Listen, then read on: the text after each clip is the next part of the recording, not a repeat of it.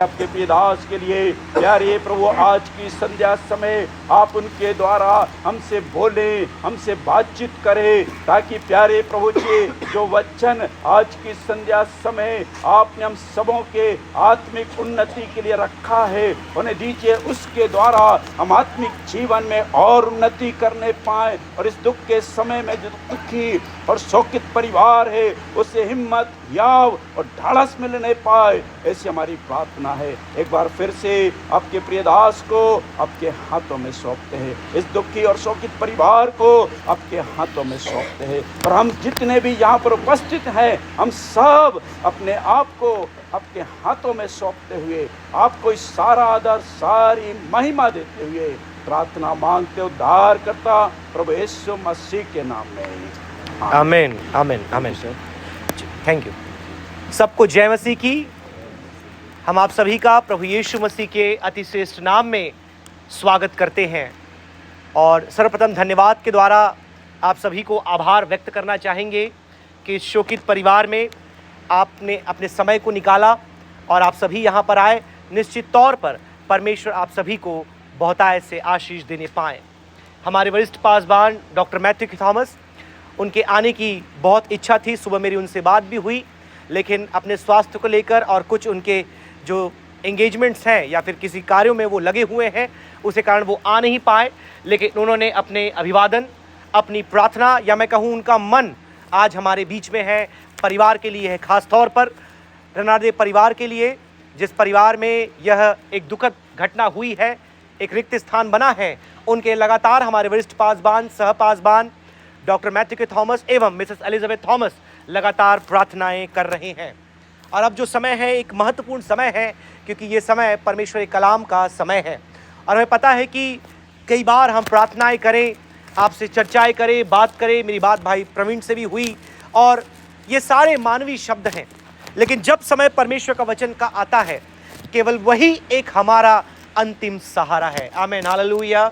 हमारे दुख के समय में, हमारी कमियों के समय में, घटियों के समय में, पीड़ाओं के समय में अगर कोई बात हमें हिम्मत दे सकती है तो वो केवल परमेश्वर का वचन है। आमीन आमीन। तो क्यों ना हम कुछ समय के लिए, केवल ज़्यादा समय मैं लूंगा नहीं, 25-1 मिनट के लिए परमेश्वर के कलाम से 3 बातें मैं आपके बीच में रखना चाहूँगा, जो मुझे लगता है कि आज इस खेदित परिवार के लिए एवं जितने निकट प्रिय कुटुंबी हैं एवं कलीसिया और आस पड़ोस के परिजन हैं, उनके लिए जानना अनिवार्य है। मैं अनुरोध करूंगा क्यों ना हम परमेश्वर के कलाम से मत्ती रचित सुसमाचार 5वां अध्याय हम खोलेंगे, और उसकी 4थी आयत को मैं अनुरोध करूंगा कोई ऊंची आवाज से, अगर बाइबल अपने साथ लाए हैं तो पढ़ने में सहायता करने पाए। मत्ती रचित सुसमाचार 5वां अध्याय, उसकी 4थी आयत। धन्य है वे जो शोक करते हैं, क्योंकि वे शांति पाएंगे। धन्य है वे। मैं कोशिश कर रहा था लगातार, जब यहाँ पर रेवरेंड डेविड और ब्रदर रोशन गीत गा रहे थे, कि कम से कम इस कूलर से तो मेरी आवाज़ ज़्यादा होनी चाहिए। तो रेवरेंड जयंता, डॉक्टर जयंता को बोल रहा था कि ये पुराने ज़माने का कूलर है सर, इनकी आवाज़ बहुत होती थी, आज ही शांत कूलर आते हैं। तो आशा है कि मेरी आवाज़ मिस्टर रानाडे सुन पा रहे हैं। आप सुन पा रहे हैं? हाँ, आप सुन पा रहे हैं तो सब सुन पा रहे हैं, मेरा ये विश्वास है। परमेश्वर के कलाम में एक सुंदर वचन आपके बीच में पढ़ा गया, जहां पर वचन कहता है, एक बार भाई रोशन थोड़ी कूलर की आवाज से ज्यादा पढ़ ले। धन्य है वे जो शोक करते हैं, क्योंकि वे शांति पाएंगे। यहां पर जो 3 बातें मैंने आपको बताना चाहता, उसमें से पहली बात आपको यहां पर मिलेगी। प्रभु यीशु मसीह यहां पर जब अपने चेलों से, अपने अनुयायियों से बातें कर रहे हैं, एक बहुत ही दिलचस्प बात वो कहते हैं, और कई बार ये बात समझ पाना भी उतना आसान नहीं है। मैं प्रचार तो कर दूंगा, लेकिन मैं अब तक इस बात से संघर्ष कर रहा हूं कि आखिर कैसे विलाप करने वाले धन्य कहला रहे हैं। 3 बातें जो आपके मध्य मुझे रखना है, वो तीनों आपकी स्मरण की सरलता के लिए मैंने 10 से लिया है। सबसे पहला है दुख, दूसरा है दया, और तीसरा है दिशा। ध्यान से सुनिएगा। सबसे पहली बात है दुख, मनुष्य का दुख, दूसरा है दया, परमेश्वर की दया, और तीसरा दिशा, इस जीवन में दिशा। तो सबसे पहली बात इस कलाम में आपको मिलती है कि प्रभु यीशु मसीह ये बोलते हैं, धन्य है वे जो दुख मनाते हैं। थोड़ा सोचिए, थोड़ा समय निकालिए कि क्यों प्रभु यीशु मसीह इस बात को कह रहे हैं कि धन्य वे हैं जो विलाप करते, दुख मनाते और इस गमगीन अवस्था में आकर के यहां बैठे हैं। मतलब सबसे पहली बात, आज जितने लोग इस परिवार के सदस्य हैं, ना केवल वो, लेकिन आप जो अलग अलग स्थान से यहां पहुंचे हैं, कई संदर्भ में इसे शोक सभा कहा जाता है, कई संदर्भ में इसे शांति सभा कहा जा सकता है। आप में से कितने लोग सुने हैं इन सभाओं को शोक सभा कहते हुए? कितने लोग सुने हैं? मैं जानना चाहता हूं कि हमारे परिवेश में यही होता है कि यहां भी ये बात आम है। काफी दूर से भी हमारे विद्यार्थी हाथों को उठाया उन्होंने। मतलब बहुत सी संस्कृतियों में, बहुत से संदर्भों में इन सभाओं को क्या कहा जाता है? शोक सभा। इसके पीछे कारण है। कारण यह है कि परिवार में एक खेद कुछ लोगों को पहुंचा है। कोई अपना हमें छोड़ करके गया है और कई बार उनके दुखों को कम करने का एक तरीका यह है कि उनके शोक में आकर के हम क्या हो जाएं? शामिल हो जाएं। और यदि आप इस बात को नहीं जानते होंगे, कई ऐसी संस्कृतियां दुनिया में हैं जहां पर पैसे देकर रोने वालों को बुलाया जाता है, विलाप करने वालों को बुलाया जाता है, ताकि वो क्या करे? विलाप करे कि परिवार में कुछ तो दुखित और खेदित हुआ है। लेकिन हम प्रभु का धन्यवाद करते हैं कि हमें ऐसी कलीसिया मिली है, ऐसा बाइबल कॉलेज मिला है, ऐसा परिवार के लोग मिले हैं कि जो आज इस परिवार में क्या है? शोक करने के लिए आए हैं। और करने के लिए आए हैं वो तो एक बात, लेकिन आप धन्य हैं। आमीन, हालेलुया। आप बोल सकते हैं हालेलुया। ये मत सोचिए केवल रिवाइवल मीटिंग में हालेलुया और आमीन बोलना है, क्योंकि आगे बताऊंगा मैं, शोक के बाद आनंद भी है। हम लोग धन्य हैं यदि हम यहां पर आज इस परिवार के साथ यहां पर बैठे हैं, क्योंकि वचन कहता है, स्वयं प्रभु यीशु मसीह कहते हैं कि जो शोक करते हैं, विलाप करते हैं, वो धन्य है। अब जब इस शोक या विलाप के विचार पर थोड़ा आप और गौर फरमाएं, परमेश्वर के वचन में शोक करने के लिए कहा गया है। यदि पुराने नियम में जाएं, जो सर्वोच्च बुद्धिमान व्यक्ति जो अब तक कभी इस पृथ्वी पर पैदा हुआ, मनुष्य की बात कर रहा हूं, परमेश्वर मनुष्य की बात नहीं कर रहा, वो था सुलेमान। उसने कहा कि हर एक बात का क्या है? समय है। और उसमें एक बात उसने बताया, क्या? आनंद करने का भी समय और विलाप करने का भी समय। कई बार अपने जीवन के आनंद भय समयों में रहने के कारण कई बार हम ये भूल जाते हैं कि जीवन में विलाप भी जरूरी है। यदि मृत्यु की सभा में आज पहुंचे थे तो वहां पर एक बात, वो मेरा विषय ही था, लेकिन ये कहा था मैंने कि मृत्यु का ही समय होता है जब हम गंभीरता से अपने आने वाले जीवन के बारे में सोचते हैं। जन्मदिन में नहीं सोचते, शादी में नहीं सोचते, किसी फंक्शन और पार्टी में नहीं सोचते, लेकिन जब कोई पार्थिव शरीर हमारे सामने होता है, हम सोचते हैं कि भैया हमारा क्या होगा, मैं प्रभु में विश्वास में कितना हूं, मेरा मसीह में जीवन कैसा है, यदि कल मेरा नंबर लग जाए तो मैं कहां पर जाऊंगा। मेरे प्रियो, आज की संध्या काल इस बात को हम समझ लें कि दुख मनाना वचनानुसार है, दुख मनाना परमेश्वर के कलाम के अनुसार है, लेकिन दुख के साथ दुख का विचार बाइबल में समाप्त नहीं होता। ध्यान से सुनिए, दुख के साथ दुख का विचार बाइबल में समाप्त नहीं होता। यदि आप अंतिम क्रिया के दिन यहां पहुंचे थे और जो शास्त्र भाग हमारे वरिष्ठ पासवान ने पढ़ने के लिए कहा, थिस्सलुनीकियों की पत्री 4 अध्याय से, वहां पर आपने एक बात सुना होगा। प्रेरित पौलुस ये कहते हैं कि हम अन्य जातियों के समान विलाप करते नहीं रहते। आमीन, हालेलुया। विलाप तो किया, विलाप तो कर रहे हैं, लेकिन विलाप करते नहीं रहते। क्यों? क्योंकि हमारे पास क्या है? एक धन्य आशा है। आमीन, हालेलुया। हमारे पास एक धन्य आशा है। वो आशा क्या है? एक सुंदर गीत रेवरेंड डेविड ने चुना। कई लोग बोलेंगे ये कौन सा गीत उन्होंने चुन लिया, लेकिन उस गीत के अंतिम कड़ी पे यदि आप आएंगे, पहले गीत का, वहां पर लिखा है, तुरही फूकी जाएगी और मसीह आएगा। और वही आंटी, वही हमारी प्रिय मिसेस श्यामला रनाडे जो हमारे बीच से कूच करके जा चुकी है, हम उसे क्या करेंगे? दोबारा मुलाकात करेंगे। आमीन, हालेलुया। तो दुख तो है, वो चली गई, लेकिन खुशी है, इस दुनिया के दुख से वो आजाद हो गई। आमीन, हालेलुया। दुख तो है, वो चली गई, लेकिन खुशी है, फिर से एक बार भाई प्रवीण आप उनसे मिल पाएंगे। आमीन, हालेलुया। खुशी इस बात की है मिस्टर रनाडे, आप उनसे मुलाकात कर पाएंगे। Praise the Lord, hallelujah.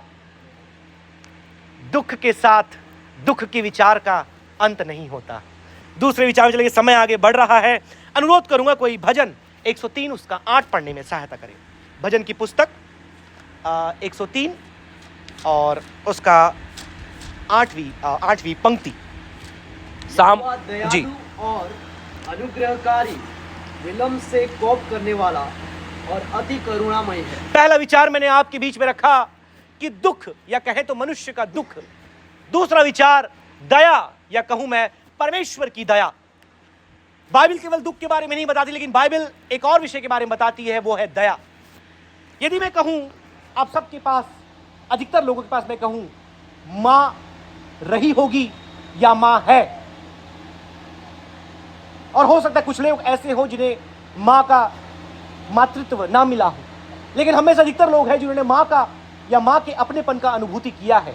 यदि एक शब्द में बोलूं मां को परिभाषित करो तो आप क्या बोलेंगे? पिता भी बैठा है एक जगह और मां भी बैठी, दोनों बैठे। मां को परिभाषित करो, क्या बोलेंगे? क्या बोलेंगे बताइए। आप पापा को भी देख रहे हैं, अपनी मां को भी देख रहे हैं, क्या दिखाई देगा? क्या कौन सी शब्द आपके मन में आएगी जैसे ही मां को देखेंगे? दयालुता, कृपालुता, करुणा, मातृत्व, ममता। राइट? पापा को देखकर ये शब्द याद नहीं आता।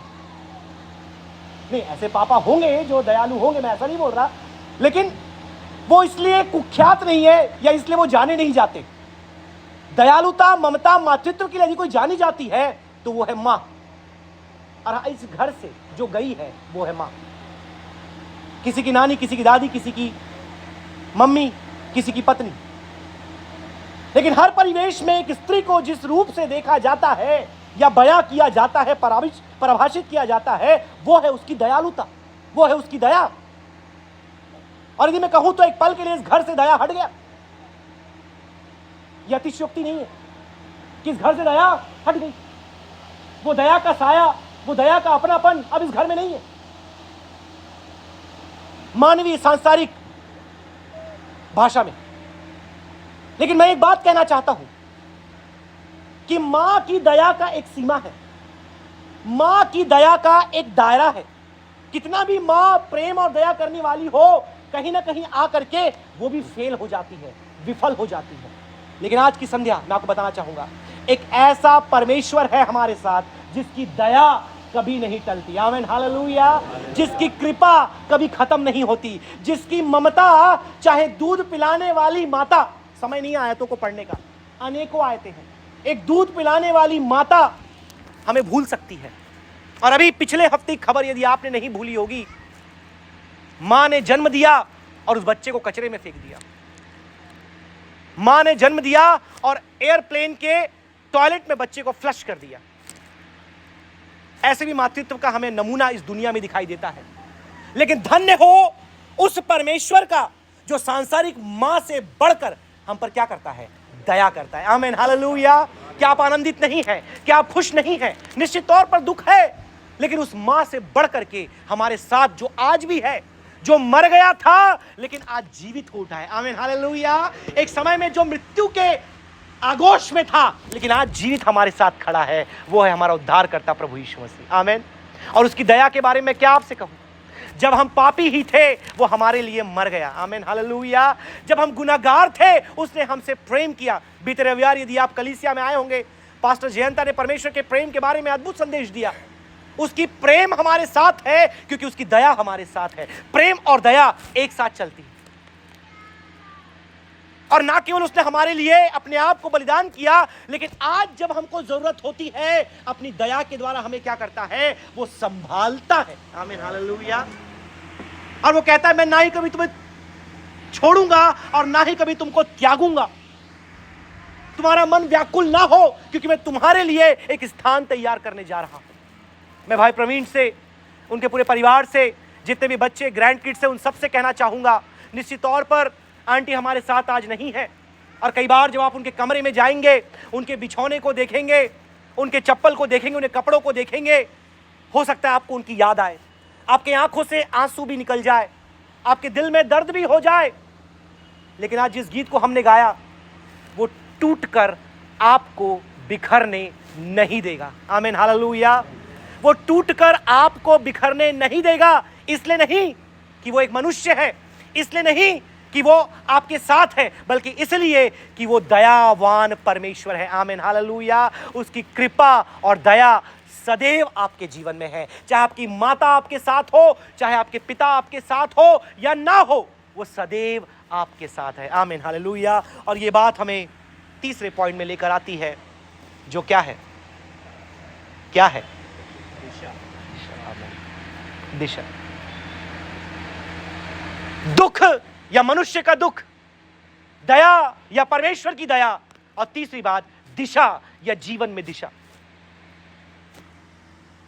पढ़िए नीति वचन तीसरा अध्याय 5 और 6 वचन।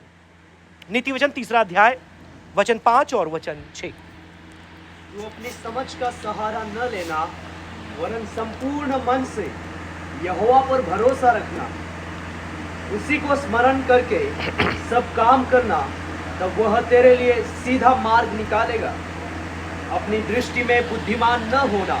इस वचन में आप एक बहुत ही महत्वपूर्ण भाग को देखते हैं, क्योंकि जब कभी हमारे जीवन में हमारा बड़ा या वो जो हर बात में हमें सिखाता था, बताता था, या हमारा मार्गदर्शन करती थी, क्योंकि माँ वो होती है जो बच्चे के खड़े होने से लेकर के उसके अंतिम कदम तक उसका मार्गदर्शन करती है। माँ हाथों को पकड़ती है और माँ चलाती है। माँ उनके साथ रहती है और बताती है बेटा क्या सही है और क्या गलत है। जिंदगी में जब हम दिशा से भटक जाते हैं, माँ हमें सही दिशा में लेकर के आती है। और जब वो माँ चली जाए तो क्या? जब वो पिता चले जाए तो क्या? जब वो जो मार्गदर्शन करने वाला है वो हमारे साथ ना हो तो क्या? परमेश्वर का वचन कहता है कि परमेश्वर आपको दिशा देने वाला परमेश्वर है। क्योंकि अब सबसे बड़ी बात जो इस परिवार में होगी कि अब हमें कौन सिखाएगा, हमें कौन बताएगा, हमें आगे कौन लेकर जाएगा। कि कहीं ना कहीं हमारे मार्ग में सहायता या अगुवाई करने वाले जो हमारी मुखिया थी, हमारे घर में जो थे, निश्चित तौर पर मिस्टर रनाडे हमारे बीच में है, लेकिन जितना हाथ उनका परिवार के संचालन में है उतना ही आंटी श्यामला का भी था, और आज वो यहां पर नहीं है। तो हो सकता है परिवार के प्रियों के मन में यह असमंजसता होगी कि अब आगे क्या, अब मार्गदर्शन या दिशा दर्शन कौन करेगा। लेकिन वचन में लिखा है वही तेरे लिए सीधा मार्ग निकालेगा। आमीन, hallelujah. He will make a way for you. किस दिशा में तुझे चलना है वो परमेश्वर तुझको सिखाएगा। आमीन, हालेलुया। आज की संध्या काल में ये बात कहना चाहता हूं, यदि कोई भी चिंतित है, यदि कोई भी ये विचार कर रहा है कि अब परिवार कैसे आगे बढ़ेगा, अब कुछ बातों में हम कैसे चुनाव करेंगे, कैसे अपने परिवार को नियंत्रित करेंगे, या कैसे अब आगे के निर्णय लिए जाएंगे, वचन ये कहता है तू अपने सारी चिंता प्रभु पर डाल दे, अपने सारे मार्गों की फिक्र को परमेश्वर पर डाल दे, और उसी को ध्यान रख के तू क्या कर, उसके वचन को स्मरण करके, उसकी आज्ञाओं को मान के, सारी बातों को उसके हाथों में सौंप दे। वो तेरे लिए सीधा मार्ग निकालेगा। आमीन, हालेलुया। मेरे प्रियो, आज की संध्या काल हमारी ये प्रार्थना हो जाए कि यदि हम भटक रहे हैं, यदि हम मार्ग से अलग हो रहे हैं, यदि कोई बुराई हमारे जीवन में है, क्यों ना परमेश्वर के हाथों में हम सौंप दे, क्योंकि वही हमारे लिए क्या करेगा, दिशा निर्धारित करेगा। आमीन, हालेलुया। क्योंकि मैं ये जानता हूं कहीं ना कहीं गलतियां त्रुटियां हम सबके जीवन में होती है, कहीं ना कहीं बुराइयां हम सबके जीवन में होती है, और जब माता पिता ना हो तो बुराइयां और अधिक बढ़ जाती है। अब मैं ये नहीं बोल रहा जिनके माता पिता नहीं होते वो सब बर्बाद होते हैं, मैं ऐसा नहीं बोल रहा, लेकिन सर्वे के अनुसार अगर माता पिता नहीं है या सिंगल पेरेंट है, संभावना ज्यादा है कि वो क्या करे, गलत बातों में जाए। तो अगर कोई गलती, कोई बुराई आज उनके बच्चों के जीवन में है, मैं वचन के अनुसार कहना चाहूंगा, सुधर जाएं, लौट आए, पश्चाताप करें और परमेश्वर के मार्गों में आ जाएं। यदि आपको लगता है कि आंटी की बातें कह करके वो चली गई, लेकिन उनकी बातों को याद करें। उन्होंने आपसे क्या कहा था, उन्होंने बच्चों से क्या कहा था, उन्होंने आप लोगों को क्या सिखाया था, उनकी सिखलाई को आप ना भूलें। यदि आप उनसे आज भी प्रेम करते हैं तो उस प्रेम का प्रमाण आपकी आज्ञाकारिता में होगा। याद करें उन्होंने क्या कहा था, किन बातों को करने के लिए कहा था और किन बातों को नहीं करने के लिए कहा था। हमें पता है जब तक उनसे बन पड़ा वो कलीसिया आते थे, जब तक उनसे बन पड़ा हम घर आते थे, वो हमारे साथ बैठ करके बातें करते थे, जब तक उनके शरीर में जान थी वो प्रभु की बातों में थे। और आज उनके जाने के बाद यदि आप कहते हैं कि हम उनसे प्रेम करते थे, मैं परिवार के लोगों को कहना चाहूंगा उस प्रेम को आप दिखाएं। कैसे दिखाएं? वचन को मानकर, क्योंकि उनकी इच्छा यही थी कि मेरे बच्चे और मेरे परिवार परमेश्वर के भय में और उसके वचन में क्या करें? चलते रहे। क्योंकि आपके लिए दिशा का निर्धारण, आपकी दिशा में मार्गदर्शन केवल यही वचन करेगा। आमीन, हालेलुया। और केवल वही परमेश्वर करेगा। समय समाप्त हुआ, लेकिन वचन कभी समाप्त नहीं होता। यदि सारी बातें आप भूल जाएं, आज की संध्या काल केवल इस बात को आप ध्यान में रखें, शांति देने वाला परमेश्वर आपके साथ है, सुकून देने वाला परमेश्वर आपके साथ है, विश्राम देने वाला परमेश्वर आपके साथ है, मां से बढ़कर आपसे प्रेम करने वाला परमेश्वर आपके साथ है, मां की दया से बढ़कर आप पर दया करने वाला परमेश्वर आज की शाम आपके साथ है। और ये केवल वचन में परिवार वालों के नहीं कह रहा, ये हर एक उस व्यक्ति के लिए कह रहा हूं जो आज अपने अंदर टूटा हुआ महसूस कर रहा है, जो आज अपने अंदर एक अकेलेपन का एहसास कर रहा है, जो आज अपने अंदर कहीं ना कहीं ऐसी भावना से होकर जा रहा है कि अब दुनिया में मेरा कोई नहीं। हो सकता है आपका अपने बच्चों के साथ लड़ाई हुआ हो सकता है आपका अपने माता पिता के साथ लड़ाई हो सकता है आपका अपने पत्नी या पति के साथ लड़ाई हुआ हो सकता है आपके अपने बच्चों ने आपको कुछ बुरा बोल दिया हो। मैं आपसे कहना चाहूंगा, ये दुनिया का प्रेम ऐसा ही होता है, आता और जाता है, ठंडा और गर्म होता है, लेकिन परमेश्वर की दया, परमेश्वर की कृपा, हिज लव नेवर फेल्स, उसका प्रेम अटल है, वो कभी विफल नहीं होता। ऐसा परमेश्वर आज की शाम हमारे साथ है। आमीन, हालेलुया। तो याद रखें, परमेश्वर क्या है? दुख में हमारे साथ रहने वाला है। मनुष्य का दुख, आज एक दुख है, कल दूसरा दुख आएगा, लेकिन सब दुख के मध्य यदि आप विलाप करते हैं, आप धन्य लोग हैं। आमीन, हालेलुया। दूसरी बात, यदि आप दुख मना रहे हैं, परमेश्वर आपको धन्य कहा है, वो दुख बने वाला नहीं है, लेकिन दूसरी बात, उस दुख के समय में परमेश्वर आपको दया देने वाला है, क्योंकि हमारा परमेश्वर दयालु परमेश्वर है। तीसरी और अंतिम बात, जीवन की असमंजसता में, जीवन के भ्रमित अवस्था में, जीवन की ऐसी अवस्था जब पता नहीं कि मैं आगे क्या करूं, मेरे अपने मुझे छोड़कर चले गए, परमेश्वर आपको दिशा देने वाला परमेश्वर है। आमीन, हालेलुया। परमेश्वर इस लघु संदेश के द्वारा आप सबों को बहुतायत से आशीष देने पाए। मैं अनुरोध करूंगा, डॉक्टर जयंता हमारे बीच में है। आज के इस सब परिवेश में, जैसे आप सभी जानते हैं, दुख का समय है, परिवार के लोगों के लिए प्रार्थना करें कि परमेश्वर की शांति उनके जीवन में बने रहे। साथ में प्रार्थना करें भविष्य को लेकर जो भी भय उनके जीवन में है, परमेश्वर उनसे उनको मुक्त करने पाए, और जो वचन शांति का आज परमेश्वर की आत्मा के द्वारा हमारे बीच में रखा गया, परिवार के लोगों के लिए जितने प्रिय, उन सभी के लिए एक आशीष का कारण रहने पाए। आइए डॉक्टर जयंता के साथ हम अंतिम प्रार्थना आशीर्वाद वचन के द्वारा आज की हमारी सभा को यहाँ पर समाप्त करने पाएंगे। भाई अपने आंखों को बंद करें और प्रार्थना करें। दयालु पिता परमेश्वर, हम धन्यवाद देते हैं प्रभु जी आज की सुंदर समय के लिए। खुदावंद परमेश्वर, दुख के बेला में प्रभु जी परिवार को तू तेरी दया के साथ प्रभु जी संभाल के रखा, इसलिए हम धन्यवाद देते हैं। धन्यवाद देते हैं प्रभु जी मिस्टर रनाडे के जीवन के लिए। खुदावंद परमेश्वर, एक लंबी उम्र उनको तो प्रदान किया प्रभु जी, तेरी योजना के मुताबिक प्रभु जी संसार में तू लेकर के आया, संसार के सफ़र में प्रभु जी उनको तू सहायता किया। हम धन्यवाद देते हैं प्रभु, हम धन्यवाद देते हैं उनके जीवन के लिए। धन्यवाद देते हैं प्रभु जी उनके जो भी प्रभु जी परिवार के लिए जो भी प्रभु जी कार्यों किया, हम धन्यवाद देते हैं पिता परमेश्वर।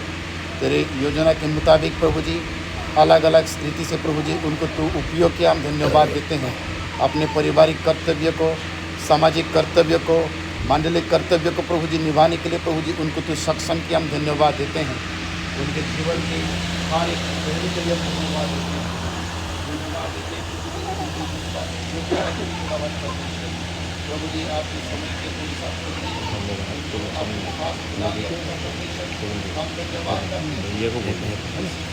हम प्रार्थना विनती करते हैं स्वतंत्र परिवार के परिजनों के लिए। खुदावंद परमेश्वर, दुख के बेला में प्रभु जी तो प्रभु जी तेरी शांति प्रदान किया प्रभु जी, सबों को तू संभाल के रखा, इसलिए हम धन्यवाद देते हैं प्रभु। हम विशेष प्रार्थना करते हैं मिस्टर रनाडे के लिए। खुदावंद परमेश्वर, तेरे दास को प्रभु जी दुख के समय में प्रभु जी तू शांति प्रदान कर प्रभु, ढाढ़स दे पिता परमेश्वर, ताकि प्रभु जी हर एक मुश्किल दौर में प्रभु जी आपको प्रभु जी स्मरण करते हुए प्रभु जी प्रतिज्ञा को वचन को प्रभु जी अपने दिलों में रखते हुए प्रभु जी आगे बढ़ने के लिए तू सहायता कर। हम धन्यवाद देते हैं पिता परमेश्वर, जो आशावारी वचन तेरे दास के द्वारा प्रभु जी तू हमें प्रदान किया पिता परमेश्वर। प्रभु जी जब हम दुख की बेला में जाते हैं प्रभु जी, उस समय में प्रभु जी तू सहायता प्रदान करते हैं, हमेशा हमारे साथ रहते, इसलिए हम धन्यवाद देते हैं पिता परमेश्वर। साथ ही साथ प्रभु जी तू हमेशा प्रभु जी तेरी दया हमारे लिए प्रभु जी दे करके प्रभु जी प्रत्येक बातों में प्रभु जी आप मदद करते, इसलिए धन्यवाद देते हैं। खुदावन परमेश्वर तेरी दया और तेरी करुणा के लिए हम धन्यवाद देते हैं पिता परमेश्वर। हम विशेष प्रार्थना करते हैं प्रभु जी दुखी परिवार के लिए, प्रभु इन दिनों में प्रभु जी तू दया कर, सहायता कर, तेरी असीम शांति और दया अनुग्रह के साथ प्रभु जी उनके दिलों को प्रभु जी तू भरपूर करना पिता परमेश्वर, ताकि पिता परमेश्वर आने वाले दिनों में प्रभु जी बड़े प्रभु जी पॉजिटिव एनर्जी के साथ आगे बढ़ने के लिए तू सहायता प्रदान करना पिता परमेश्वर। प्रभु जी हर एक को प्रभु जी तू सही मार्गदर्शन दे पिता परमेश्वर। जब प्रभु जी हम इस संसार में रहते प्रभु जी अनेक वातावरण प्रभु जी हमारे जीवन में आएंगे, परंतु प्रभु जी तू हर एक को सहायता कर, मदद कर पिता परमेश्वर। इस शोकित परिवार के प्रत्येक परिजन के लिए प्रार्थना करते हैं प्रभु जी, दयालु प्रभु प्रत्येक के जीवन में प्रभु जी तेरी दया को तू प्रदान कर, तेरी शांति को तू प्रदान कर, ताकि प्रभु जी शोकित समय में दुख समय में प्रभु जी हमेशा प्रभु जी आपकी उपस्थिति में रहते हुए प्रभु जी आगे बढ़ने के लिए तू सहायता प्रदान कर। हम विशेष प्रार्थना करते हैं प्रभु जी परिवार के रिश्तेदारों के लिए, खुदावन परमेश्वर अलग अलग स्थानों में प्रभु जी तुम ले करके आया, और इस दुख के बेला में प्रभु जी अपनी उपस्थिति के द्वारा, प्रार्थना के द्वारा और तेरी वचन के द्वारा प्रभु जी परिवार को प्रभु जी सांत्वना का वाणी सुनाने के लिए तू सहायता की, इसलिए हम धन्यवाद देते हैं प्रभु जी। हमारे पासवानों के लिए हम धन्यवाद देते हैं खुदावन परमेश्वर, इनको द्वारा प्रभु जी तू तेरी संदेश के माध्यम से प्रभु जी परिवार को प्रभु जी सांत्वना का वचन प्रदान किया, हम धन्यवाद देते हैं प्रभु जी। उनके दुआओं के लिए धन्यवाद करते हैं, उनके प्रार्थनाओं के लिए धन्यवाद करते हैं प्रभु जी। हमारे कलीसिया के प्रत्येक विश्वासी भाई बहन के लिए धन्यवाद देते हैं प्रभु जी। उन्होंने भी प्रभु जी परिवार को प्रार्थना में उठाया और प्रभु जी दुख के बेला में प्रभु जी अलग अलग रीति में